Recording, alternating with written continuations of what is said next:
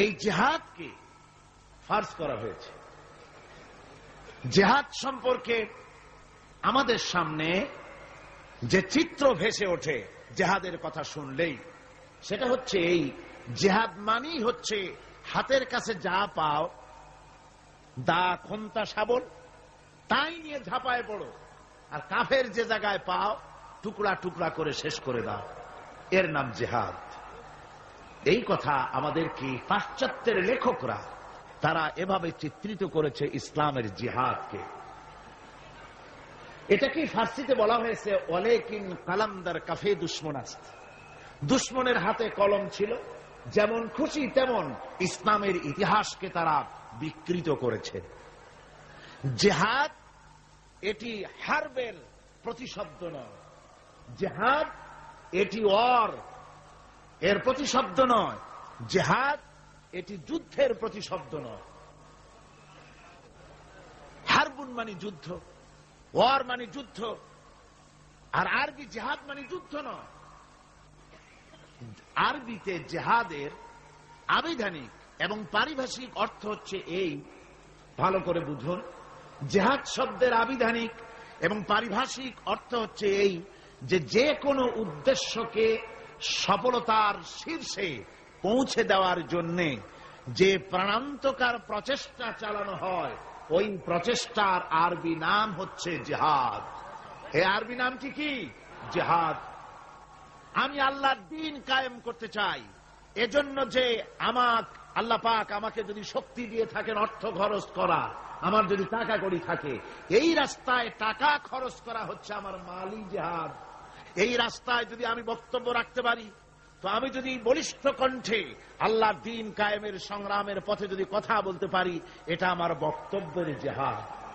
আল্লাহ যদি আমাকে শক্তি দিয়ে থাকেন কলমের, আমি যদি ইসলামের সপক্ষে দ্বীন প্রতিষ্ঠার লক্ষ্যে যদি আমি লিখি, এটা আমার কলমের জিহাদ, আমার চিন্তার জিহাদ, আমার মেধার জিহাদ, আমার প্রজ্ঞার জিহাদ। সর্বশেষ যদি এই আন্দোলনকে পরিচালিত করতে গিয়ে যদি সশস্ত্র হামলার মোকাবেলা করতে হয়, তাহলে সশস্ত্রভাবেই মোকাবেলা করাটাই হচ্ছে জিহাদের চূড়ান্ত রূপ। এটা প্রাথমিক পর্যায়ে নয়। জিহাদ অর্থই এটা নয় যে লাঠি ঠ্যাঙ্গা নিয়ে যারে পান ইসলাম মানে না ওর মাথা ভেঙে দেন, এরকম নয়। আল্লাহ পাক তা বলেননি। কোরআনে কারীমে রব্বুল আলামিন বলেছেন, রাসূল পাক সাল্লাল্লাহু আলাইহি ওয়াসাল্লামকে বলেছেন, ইন্নামা আনতা মুযাক্কিরুন লাস্তা আলাইহিম বিমুসাইতির। হাবিব, আপনি একজন উপদেশক, উপদেশের কথাগুলি মানুষকে শোনান। আপনাকে দারোগা করে লাঠি চার্জ করার জন্য মানুষের সামনে দারোগা হিসেবে পাঠানো হয়নি, মানুষকে হেদায়েতের বাণী শোনান। আল্লাহ এই ব্যবস্থা করেননি কোরআনে কারীমে যে আমার কালেমা যারা মানবে না, কোরআন মানবে না, ফেরেশতা দিয়া পিটাও, নবী পাঠায় দিয়া নবীদের দিয়া পিটাও। না, পিটাপিটি মারামারি মূল বক্তব্য নয়। মূল বক্তব্য হচ্ছে আল্লাহর প্রতি ঈমান, রাসূলের প্রতি ঈমান, কিতাবের প্রতি ঈমান, ফেরেশতার প্রতি ঈমান, পরকালের প্রতি ঈমান। এই ঈমানকে প্রতিষ্ঠিত করতে হবে পৃথিবীর বুকে, সেজন্য সংগ্রাম করতে হবে। সেই সংগ্রাম যত প্রকারেরই হোক সবগুলি জিহাদের অন্তর্ভুক্ত। সবগুলি কি? জিহাদের অন্তর্ভুক্ত। কিন্তু আজকে পৃথিবীর ইহুদি আর খ্রিস্টানেরা যে যুদ্ধ করছে বিভিন্ন জায়গায়, ওই যুদ্ধ হচ্ছে রাষ্ট্র দখলের জন্য, দেশ দখলের জন্য। মুসলমানেরা স্বার্থ সিদ্ধির জন্য, দেশ দখলের জন্য জিহাদ করে না। জিহাদ সম্পর্কে যে ধারণার কুধারণা এবং মিথ্যা ধারণার সৃষ্টি করা হয়েছে, তার কারণেই যে ওরা জানে না মুসলমান কি। ওরা ইসলামকে মনে করে শুধুমাত্র একটি ধর্ম, আর মুসলমানদেরকে মনে করে একটা জাতি। আমাদেরকে প্রথমে কথা বিশ্বাস করতে হবে, মুসলমান কোন গতানুগতিক ভাবে কোন জাতির নাম নয়, আর ইসলাম গতানুগতিক ভাবে কোন ধর্মের নাম নয়। ইসলাম তাহলে কি? ইসলামটা যেমন হিন্দু ধর্ম, খ্রিস্টান ধর্ম, ইসলাম কি তেমন একটি ধর্ম? না। ইসলাম হচ্ছে as a complete code of life. Islam হচ্ছে মুকাম্মাল নিজামে হায়াত, একটি পরিপূর্ণ জীবন ব্যবস্থার নাম হচ্ছে ইসলাম। আর মুসলমান গতানুগতিক ভাবে কোন জাতির নাম নয়, যেমন হিন্দু, খ্রিস্টান, বৌদ্ধ, ইহুদি, নাসারা, মজুসি যেমন জাতির নাম, মুসলমান তেমন গতানুগতিক ভাবে কোন জাতির নাম নয়। হিন্দু জাতি কাকে বলে? তো বলা হবে 12 মাসে যারা 13 পূজা করে ওরাই হচ্ছে হিন্দু জাতি। খ্রিস্টান কাদের বলে? যারা রবিবার দিন গির্জায় যায় তাদেরকে বলা হয় খ্রিস্টান জাতি। তো ইহুদি কারে বলে? যারা প্রতি শনিবার ইয়াউমুস সাব্ত যারা গিয়ে তাদের সিনাগোতে গিয়ে হাজির হয় তাদেরকে ইহুদি বলা হয়। এখন আপনি মুসলমানের ব্যাখ্যা কিভাবে করতে পারবেন যে মুসলমান কাকে বলে? জবাব হবে যারা শুক্রবার দিন মসজিদ যায়, নামাজ পড়ে, রোজা রাখে, ওরাই মুসলমান। জবাব ঠিক হলো না? জবাব ঠিক হলো না। ইসলাম হচ্ছে একটি বিপ্লবী মতবাদ, একটি পূর্ণাঙ্গ জীবন ব্যবস্থা। আর এই জীবন ব্যবস্থাকে যারা দুনিয়ার বুকে প্রতিষ্ঠিত করতে চায় সেই রেভলিউশনারি পার্টির নাম হচ্ছে ইসলাম, মুসলমান। সেই দলের নাম কি? মুসলমান। এই মুসলমানেরা পৃথিবীর বুকে তারা যুদ্ধ করে না স্বার্থ হাসিলের জন্য, দেশ দখল করার জন্য তারা যুদ্ধ করে না। তাদের স্ট্রাগল, তাদের সংগ্রাম হচ্ছে আল্লাহর বিধান জমিনের উপরে প্রতিষ্ঠা করা। এই জন্য রাসূল পাক বলেছেন জিহাদ হচ্ছে সর্বোত্তম ইবাদত। সর্বোত্তম ইবাদত কি? রাসূল করিম সাল্লাল্লাহু আলাইহি ওয়াসাল্লাম বলেছেন, আন আবী যার রাদিয়াল্লাহু তাআলা আনহু قال قلت يا رسول الله اي العمل افضل قال ايمان بالله। আমি জিজ্ঞেস করলাম রাসূলকে, হযরতে আবু যর রাদিয়াল্লাহু তাআলা আনহু বলছেন আমি রাসূলকে জিজ্ঞেস করলাম, হে আল্লাহর রাসূল সবচেয়ে উৎকৃষ্ট আমল কোনটি? হুজুর বললেন আল্লাহর প্রতি ঈমান, আর তারপরে হচ্ছে ওয়াল জিহাদু ফি সাবিলিল্লাহ, রাওয়াহু মুত্তাফাকুন আলাইহি। হুজুর সাল্লাল্লাহু আলাইহি ওয়াসাল্লাম বলছেন আল্লাহর প্রতি ঈমানের পরে আল্লাহর রাস্তায় জিহাদ করা হচ্ছে সর্বোত্তম ইবাদত। এই জিহাদের উদ্দেশ্য হবে মানব সমাজে আল্লাহর আইন প্রতিষ্ঠিত করা। যেহেতু আল্লাহর আইন প্রতিষ্ঠিত না হওয়া পর্যন্ত সমাজের মধ্যে অন্যায়, অসত্য চলতে থাকে, মানুষের উপর জুলম চলতে থাকে। এই জন্য জিহাদ হবে, যত জায়গায় জিহাদের কথা আছে জিহাদ ফি সাবিলিল্লাহ বলা হয়েছে। জিহাদ কার পথে? আল্লাহর পথে। আল্লাহ রাব্বুল আলামিন কোরআনে কারীমের মধ্যে বলেছেন الذين آمنوا يقاتلون في سبيل الله। যারা নাকি ঈমানদার, যারা মুমিন, তারা সংগ্রাম করে, তারা লড়াই করে আমি আল্লাহর পথে, আমার দিন প্রতিষ্ঠার জন্যই তারা লড়াই করে। এরা হলো মুমিনের এটাই পরিচয়, আমার বিধানকে প্রতিষ্ঠা করার জন্য তারা সংগ্রাম করে। والذين كفروا يقاتلون في سبيل الطاغوت। আর যারা নাকি কাফের, যারা মহাসত্যকে অস্বীকার করেছে, কেবলমাত্র ওরাই তাগুতের মতবাদকে প্রতিষ্ঠিত করার জন্য তারা সংগ্রাম চালায়। তাহলে মুমিন সংগ্রাম করে কার পথে? আল্লাহর পথে। আর কাফের সংগ্রাম করে কার পথে? তাগুতের পথে। তাগুত কাকে বলা হয়?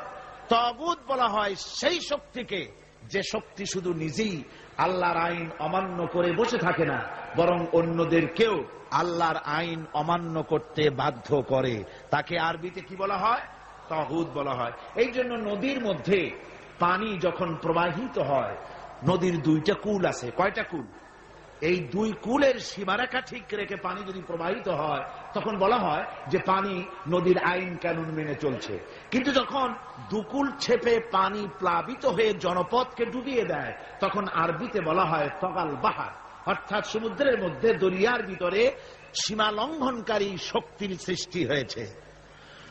দেখুন হযরত মূসা আলাইহিস সালামকে আল্লাহ রাব্বুল আলামিন তাকে বলছেন ইযহাব ইলা ফিরআউন ইন্নাহু তাগাব। ফিরআউন সরকাশ হয়েছে, সীমা লঙ্ঘন করেছে, ওর বিরুদ্ধে, ওর কাছে তুমি চলে যাও, ওকে তুমি দ্বীনের দাওয়াত ওর সামনে গিয়ে পেশ করো। তো এভাবে করে দ্বীনের দাওয়াত দেওয়ার জন্য তাগুতরা চিরকাল বাধা দিয়েছে, আর মুমিন ব্যক্তিরা আল্লাহর দ্বীনকে প্রতিষ্ঠার জন্য সংগ্রাম করেছে। তাই জিহাদ এজন্য নয় যে খোদাদ্রোহীকে উৎখাত করে সেখানে নিজেরা গদি দখল করে বসে নিজেদের মন গড়া আইন ও কানুন চালাবো, এজন্য কিন্তু এই যুদ্ধ নয়, এই জেহাদ নয়।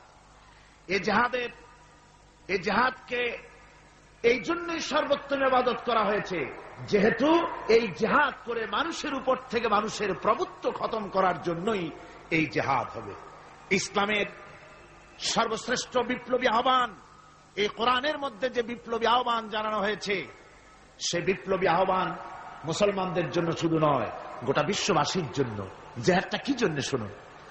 কোরআনে কারিমে রব্বুল আলামিন যে আহ্বান জানিয়েছেন তামাম পৃথিবীর মানুষদেরকে, সে আহ্বান হচ্ছে ইয়া আইয়ুহান নাসু উবুদু রাব্বাকুমুল্লাযী খালাকাকুম ওয়াল্লাযীনা মিন ক্বাবলিকুম লাআল্লাকুম তাত্তাকুন। হে মানব সকল, আনুগত্য করো। উবুদু রাব্বাকুম আয় আতিউ রাব্বাকুম, গোলামি করো, আনুগত্য করো, দাসত্ব করো তোমার রবের, সেই রবের যিনি তোমাদেরকে সৃষ্টি করেছেন, সেই রবের আনুগত্য করো জীবনের সকল ক্ষেত্রে। এটাই কোরআনে কারীমের বিপ্লবী দাওয়াত গোটা পৃথিবীর মানুষের সামনে। আমার গোলামি করো, যেহেতু সৃষ্টি করেছি আমি। কে সৃষ্টি করেছেন মানুষকে? জোরে সোরে চিৎকার দিয়ে বলুন, কে সৃষ্টি করেছেন? আল্লাহ রাব্বুল আলামিন। এই জন্য মানুষের স্বস্তি, মানুষের স্বাধীনতা, মানুষের শান্তি, মানুষের নিরাপত্তা, মানুষের খেয়ে পরে সুখে শান্তিতে বসবাস করার গ্যারান্টি হচ্ছে আল্লাহর গোলামির ভিতরে। আল্লাহর গোলামি যারাই করবে তারাই শান্তি লাভ করবে। কোরআনে কারীমে রব্বুল আলামিন এ কথাটি এভাবে বলেছেন, আফাগায়রা দীনিল্লাহি ইয়াবগুন ওয়ালাহু আসলামা মান ফিস সামাওয়াতি ওয়াল আরদি তাওআন ওয়া কারহা। আমার দেওয়া জীবন ব্যবস্থাকে ছেড়ে দিয়ে তোমরা কি অন্য কোন মতবাদ খোঁজো নাকি? ওয়ালাহু আসলামা মান ফিস সামাওয়াতি ওয়াল আরদ, অথচ আকাশে যা কিছু আছে, জমিনে যা কিছু আছে, সব আমার আইন মানে, তাই সব শান্তিতে আছে। জোরে বলেন সুবহানাল্লাহ। তাওআও ওয়া কারহা, ইচ্ছায় হোক অনিচ্ছায় হোক, আকাশ, জমিন, অন্তরিক্ষ, পাহাড়ের মধ্যে, দরিয়ার মধ্যে যেখানে যা কিছু আছে, সব আইন মানে কার? আর সেজন্যই শান্তি। এই শান্তি প্রতিষ্ঠার জন্য পৃথিবীর মানুষ বহুত চেষ্টা করেছে, কিন্তু শান্তি অর্জন করতে পারে নাই। পেরেছে? পারে নাই।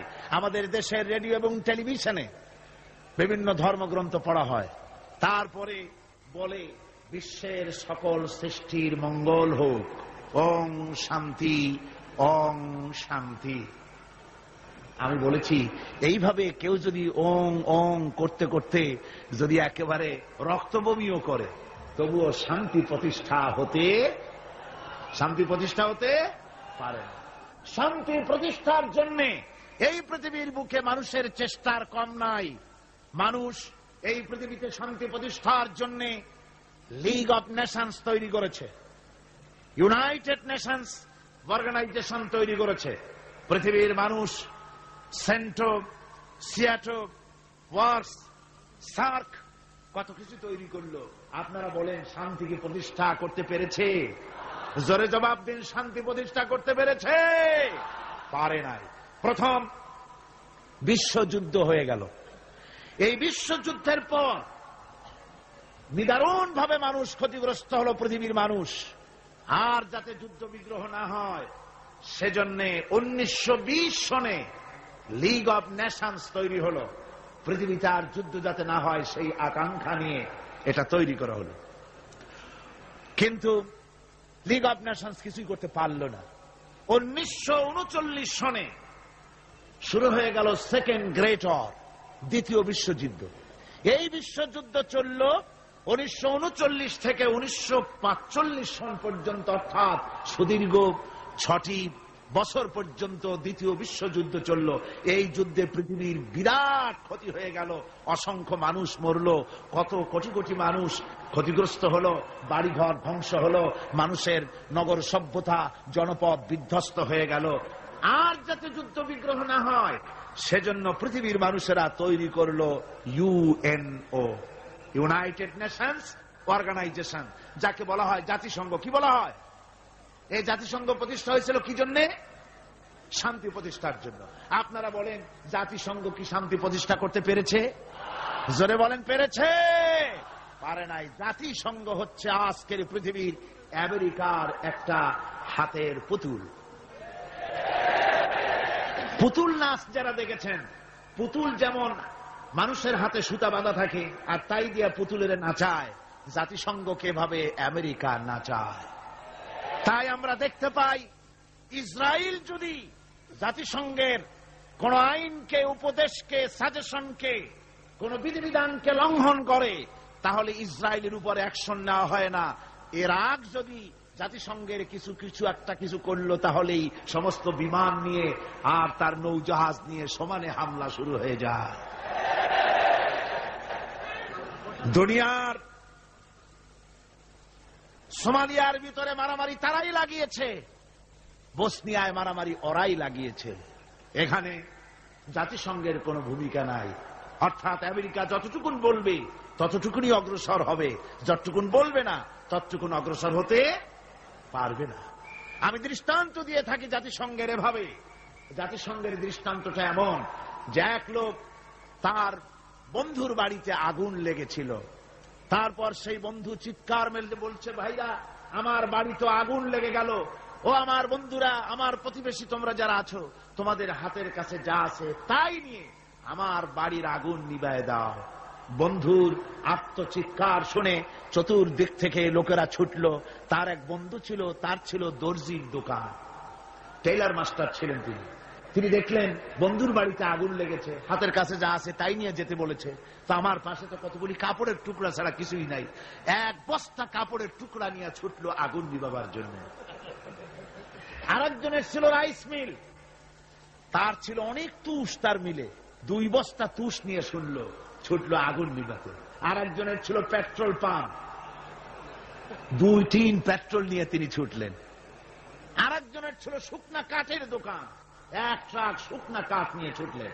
আপনারা বলেন বন্ধুরা, এই সব আগুন নিভাবার উপকরণ যা নিয়ে এসছে, এগুলি যদি বন্ধুর বাড়ির আগুনের মধ্যে ঢালে, যাও 2-1খানা খুঁটি তার বাঁচত, তাও কি বাঁচবে? সব শেষ। আজকে জাতিসংঘের অবস্থা তাই হয়েছে। জাতিসংঘ যেখানে, জাতিসংঘের বিল্ডিংটি এখানে, এর কাছেই আমি প্রোগ্রাম করেছি। আমাকে যখন জাতিসংঘের হলগুলি ঘুরিয়ে ঘুরিয়ে দেখানো হচ্ছিল, আমি প্রশ্ন করেছিলাম ডেমনস্ট্রেটর যে ছিল তাকে জিজ্ঞেস করেছি এই জায়গাটা কি ছিল, ইতিহাসটা আমাকে শোনা। ওরা বলল এই জায়গাটা ছিল কসাইখানা। এইখানে নিউ ইয়র্ক শহরে শুকর, গরু ইত্যাদি জবাহ করা হতো, আর এখান থেকে গোশত, মাংস ডিস্ট্রিবিউট করা হতো। শহরের লোকেরা, খুচরা খরিদ্দারা এখান থেকে কিনে নিয়ে যেত। পরবর্তী সময় এটা লোকেরা খরিদ করে নিয়ে এর উপরে জাতিসংঘের এই বিশাল অফিস তৈরি করেছে। এত বড় অফিস, এরকম করে তাকাতে গেলে মাথার টুপি পড়ে যাবে, এত উঁচা অফিস। সেখানে হাজারো অনেকগুলি, অন্তত 22টা ভাষায় বক্তৃতা ইন্টারপ্রেটার হয়। এক অফিসের কথা আর এক অফিস থেকে তারা শুনতে পারে, দেখতে পারে, একের ভাষা আর একে বুঝতে পারে, কিন্তু বসনিয়ার মানুষের ক্রন্দন ধ্বনির ভাষা তারা বুঝতে পারে না। তারা সব কিছু করতে পারে, বুঝতে পারে, কিন্তু সোমালিয়ার মানুষের হাড্ডিসার এই মানুষগুলির দৃশ্য তাদের চোখে পড়ে না। আমেরিকা শেষ সময় সোমালিয়ার মানুষকে কিছু সাহায্য পাঠিয়েছে। আমরা বলেছি সোমালিয়ার মানুষকে সাহায্য পাঠাইয়া বসনিয়ার পাপ গোপন করতে পারবে না, এ শাস্তি তোমাকে ভোগ করতেই হবে। সুতরাং জাতিসংঘের অফিস নির্মিত হলো, বিশাল ইমারত তৈরি হলো। তারা ডাক দিল, দুনিয়ায় আগুন লেগেছে, অশান্তি নিভাবার জন্য যার কাছে যা আছে তাই নিয়ে ছুটে আসো। আর আশা বলল আমার কাছে আছে সমাজতন্ত্র। সে সমাজতন্ত্র ঢেলে দিল ওর মধ্যে। ভারত বলল আমার কাছে আছে সেকুলারিজম, এনে ঢেলে দিল ওর মধ্যে। আমেরিকা বলল আমার কাছে আছে ক্যাপিটালিজম, দিল পুঁজিবাদ ওর মধ্যে ঢাইয়া। পৃথিবীর এই জ্বলন্ত অশান্তির আগুনের মধ্যে প্রত্যেকেই তাদের ম্যানমেড, নিজস্ব মস্তিষ্ক প্রসূত মতবাদগুলি ঢেলে দিয়ে পৃথিবীর অশান্তির আগুনকে শত সহস্র গুণে বর্ধিত করে গোটা দুনিয়াকে জ্বালিয়ে পুড়িয়ে শেষ করে দিল। আজকে যদি মুসলমানদের শান্তি পেতে হয়, তাহলে খ্রিস্টান আর ইহুদিদের জাতিসংঘের মুখে লাথি মেরে মুসলমানদের জাতিসংঘ করতে হবে। বিশ্ব শান্তি প্রতিষ্ঠার জন্য আল্লাহ রাব্বুল আলামিন স্থায়ী পরিকল্পনা দান করেছেন। রব্বুল আলামিন বলেছেন, তাআলাউ ইলা কালিমাতিন সাওয়াইন বাইনানা ওয়া বাইনাকুম আল্লা না'বুদা ইল্লাল্লাহ। আল্লাহ পাক বলছেন, ও আমার হাবিব, আপনি বলুন, ও আহলে কিতাবের লোকেরা, ও খ্রিস্টান জগৎ, ও পৃথিবীর মানুষেরা, তাআলাউ ইলা কালিমাতিন সাওয়াইন বাইনানা ওয়া বাইনাকুম, এমন একটা কথার দিকে তোমরা ঐক্যবদ্ধ হও যেটা তোমাদের জন্য আর আমাদের জন্য সমভাবে প্রযোজ্য। তা হচ্ছে আল্লাহ না'বুদা ইল্লাল্লাহ, আল্লাহ ছাড়া কারো গোলামি করব না।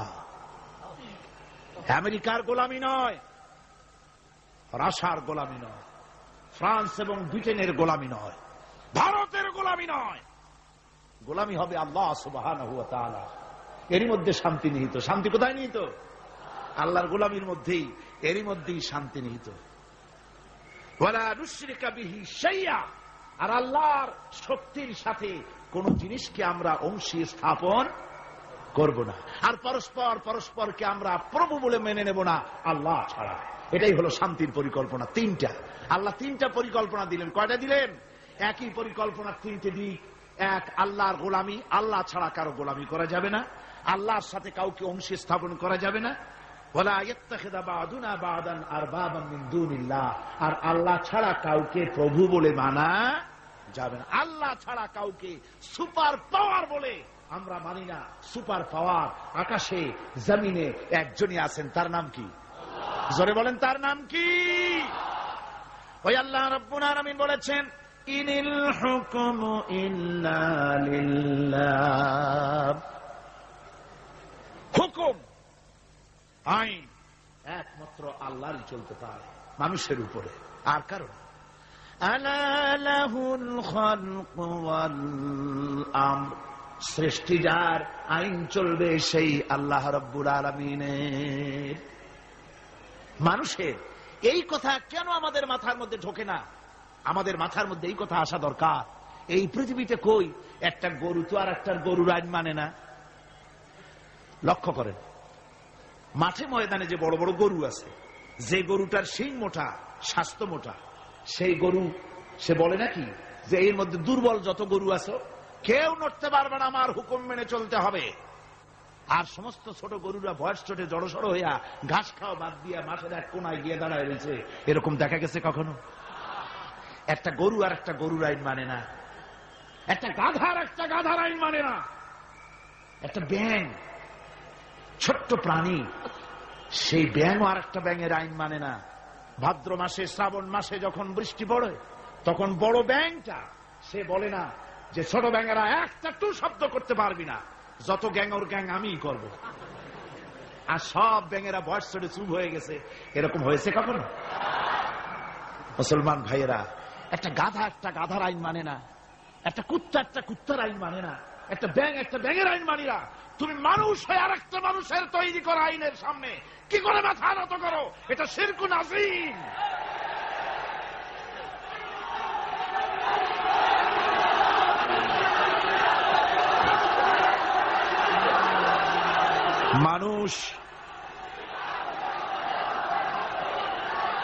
মানুষ কেবলমাত্র আল্লাহ রাব্বুল আলামিনের, আল্লাহ সুবহানাহু ওয়া তাআলার আইনকেই মানতে হবে, আর কারো আইন মানা যাবে না। এমনকি যেসব নেতারা আল্লাহর আইনকে মানতে বাধ্য করে না, সেসব নেতাদের নেতৃত্ব মানা।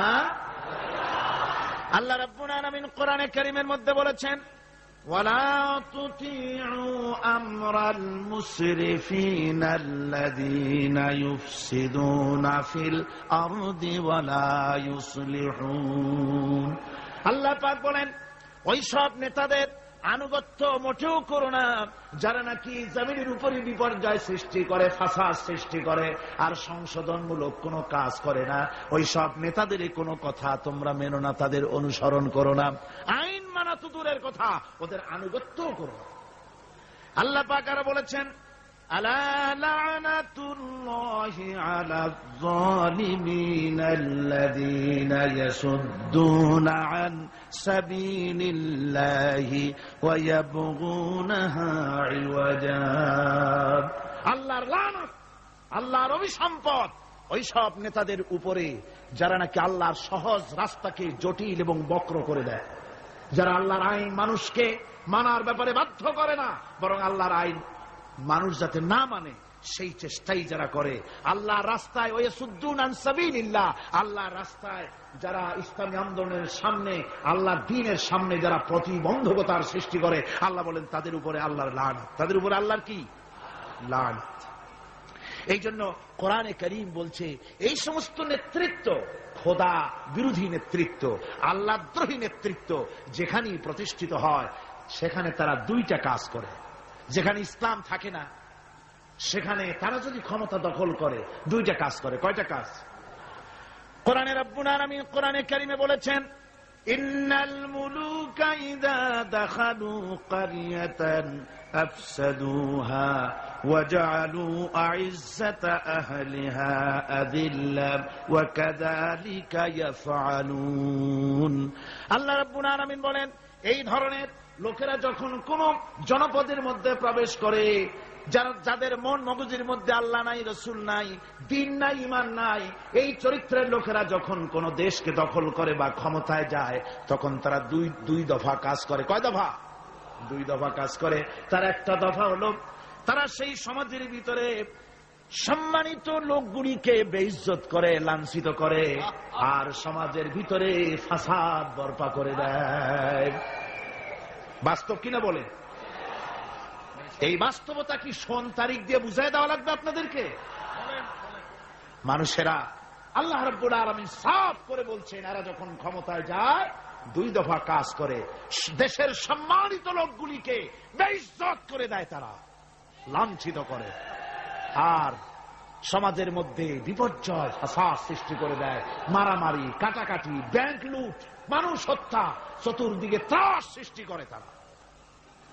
পক্ষান্তরে আল্লাহ রাব্বুল আলামিন বলেন, পক্ষান্তরে যারা আমার দ্বীন কায়েম করে, আমার মুমিন বান্দারা কোন দেশ যদি দখল করে, কোন দেশে যদি আমার ইসলাম কায়েম হয়ে যায়, তখন আমার বান্দারা চার দফা কাজ করে। কয় দফা?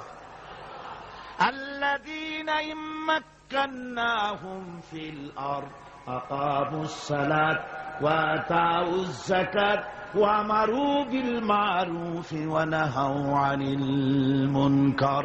আমার বান্দারা মুমিনেরা তারা যদি ক্ষমতা পায়, কোন দেশে যদি তারা যেতে পারে, ক্ষমতা দখল করে, তাহলে তারা চার দফা কাজ করে। প্রথম দফা হচ্ছে তারা ক্ষমতা নিয়েই নামাজ প্রতিষ্ঠা করে। কি প্রতিষ্ঠা করে? প্রথম কাজই হলো তারা নামাজ প্রতিষ্ঠা করে। তারপরে তারা সেখানে যাকাত আদায় করে। প্রথমে নামাজ প্রতিষ্ঠা করে, 2 নম্বরে যাকাত আদায় করে, 3 নম্বরে মানুষকে সৎ কাজের আদেশ দেয়, 4 নম্বরে অসৎ কাজ থেকে মানুষকে বিরত রাখে। এই 4টি কাজ করে মুমিনেরা ক্ষমতায় গেলে। আর যাদের চিন্তায় চেতনায় কোরআন নাই, আল্লাহ নাই, রসুল নাই, ঈমান নাই, ওরা যদি ক্ষমতায় যায় 2 দফা কাজ করে। সম্মানওয়ালা লোকগুলোকে বেইজ্জত করে দেয়, জেল ভরে সব সম্মানিত লোক দিয়ে, বাড়িঘর লুটপাট করে সব সম্মানিত লোকদের, তাদেরকে জ্বালাবতন করে দেয়, আর সেখানে বিপর্যয় মারামারি সৃষ্টি করে দেয়। এই জন্য দুনিয়ায় যত পয়গম্বর এসেছেন, সমস্ত নবীরা তারা মানুষের কাছে দাওয়াত পেশ করেছেন। আল্লাহ রাব্বুল আলামিন বলেন, নবীরা দাওয়াত দিয়েছেন, ইয়া কাওমি ইবুদুল্লাহা মা লাকুম মিন ইলাহিন গায়রু। আল্লাহ রাব্বুল আলামিন বলেন, নবীরা যখন দুনিয়ায় যে নবী এসেছেন, মানুষকে দাওয়াত দিয়েছেন, ইয়া কওমি, হে আমার জাতি, হে আমার সম্প্রদায়, এক আল্লাহর গোলামি করো, তিনি ছাড়া তোমাদের কোনো প্রভু নাই, আইনদাতা নাই, বিধানদাতা নাই, তার আনুগত্য করো জীবনের সকল ক্ষেত্রে। কোরআনে কারীমে মুসলমানদেরকে বলা হয়েছে হিজবুল্লাহ, মুসলমানদেরকে কি বলা হয়েছে? হেজবুল্লাহ। হেজবুল্লাহ মানে কি? আল্লাহর সৈনিক। এই আল্লাহর সৈনিকদের, তাদেরকে আল্লাহ পাক এই পৃথিবীতে তাদের অস্তিত্ব প্রতিষ্ঠিত করেছেন কি কারণে? তার কারণ হচ্ছে রব্বুল আলামিন বলেছেন, কুনতুম খায়রা উম্মাতিন উখরিজাত লিন-নাসি তা'মুরুনা বিল মা'রুফি ওয়া তানহাউনা 'আনিল মুনকার। কুনতুম খায়রা উম্মাতিন, তোমরাই শ্রেষ্ঠতম জাতি, শ্রেষ্ঠতম দল। মানুষের কল্যাণের জন্য তোমাদেরকে পৃথিবীতে প্রেরণ করা হয়েছে। কাজ কি? তা'মুরুনা বিল মা'রুফ, মানুষকে ভালো কাজের জন্য উৎসাহিত করো, ভালো কাজের আদেশ দাও। ওয়া তানহাউনা আনিল মুনকার, আর সমস্ত খারাপ কাজ থেকে মানুষকে ফিরায় রাখো। সুতরাং এই পৃথিবী থেকে জুলম, শোষণ, অশান্তি, বিপর্যয়, দুঃখ, তারপরে যুদ্ধ, বিগ্রহ, সবকিছুর বিরুদ্ধে মুসলমানদেরকে ঐক্যবদ্ধভাবে লড়াইয়ের ময়দানে আসতে হবে। কোরআনে কারিমে রব্বুল আলামিন কথা এভাবে বলেছেন, ওয়াকাতিলুহুম হাত্তা লা তাকুনা ফিতনাতুন ওয়া ইয়াকুনাদ দীনু কুল্লুহু লিল্লাহ। আল্লাহ রব্বুল আলামিন বলেন, সংগ্রাম করো, লড়াই করো ততক্ষণ পর্যন্ত যতক্ষণ না আমার দ্বীন প্রতিষ্ঠিত হয়ে যায়, আর মানুষের তৈরি করা মতবাদের শেষ শিকড়টুকুনো যতক্ষণ মূলোৎপাটিত না হয়, ততক্ষণ পর্যন্ত আমার দ্বীন প্রতিষ্ঠার জন্য লড়াই করো।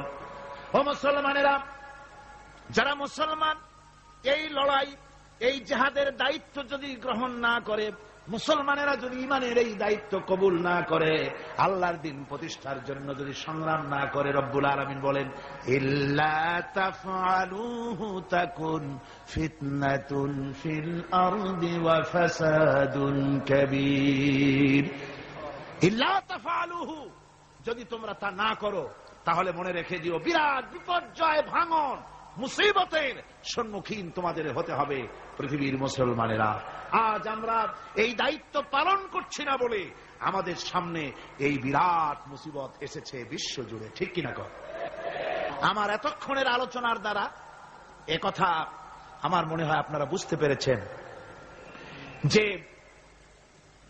অনিসলামিক শাসন ব্যবস্থার মূলোৎপাটন করে সেখানে ইসলামী রাষ্ট্র প্রতিষ্ঠা করাটাই হলো মুসলমানদের সবচেয়ে বড় দায়িত্ব, আর এটাই হলো জিহাদের মূল উদ্দেশ্য। কথা বুঝতে পেরেছেন? জিহাদের উদ্দেশ্য কোন দেশ দখল করে সেখানকার প্রেসিডেন্ট আমরা হব, সেখানের মাল সম্পদ লুটপাট করে নেব, এটা জিহাদের উদ্দেশ্য নয়। জিহাদের উদ্দেশ্যই হলো মানুষের তৈরি করা মতবাদ উৎখাত করে আল্লাহর দ্বীন প্রতিষ্ঠিত করা, এটাই হলো জিহাদের মূল উদ্দেশ্য। আর এই উদ্দেশ্য নিয়ে পৃথিবীর মানুষ যেখানেই মুসিবতে আছে, যে জায়গায় বিপদে আছে, যে জায়গায় কষ্টে আছে, সেখানেই মুসলমানদেরকে ঝাঁপিয়ে পড়তে হবে।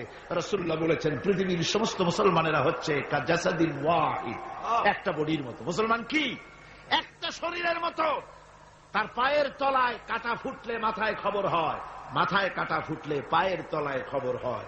কিন্তু পায়ের তলায় কাটা ফুটলে যদি মাথায় টেন না পায়, মাথার চুল ধরে টানলে যদি পায়ে টেন না পায়, তাহলে কি হয়েছে লোকটি? জি, প্যারালাইসিস হয়ে গেছে, পক্ষাঘাত হয়ে গেছে। আমার মুসলমান ভাইয়েরা, বসনিয়ার মুসলমানদেরকে মারা হচ্ছে, বসনিয়ার নারীদেরকে ধর্ষণ করা হচ্ছে, কচি কচি মাসুম বেগুনা বাচ্চাদেরকে জবাই করা হচ্ছে। ওই খবর শুনে যদি আমার কলিজা না কান্দে, কাশ্মীরের মুসলমানদের মসজিদের ভেতরে ভারতের কাফির সৈন্যরা গুলি করে পাখির মতো মুসল্লি, নামাজরত মুসল্লি গুলিকে পাখির মতো শিকার করে দিতেছে, দুনিয়া থেকে বিদায় করে দিতেছে। এ খবর শোনার পর মুসলমানদের কলিজায় যদি আগুন না লাগে, তাহলে মনে করতে হবে ইমানে প্যারালাইসিস হয়ে গেছে, ইমানটাই প্যারালাইসিস হয়ে গেছে।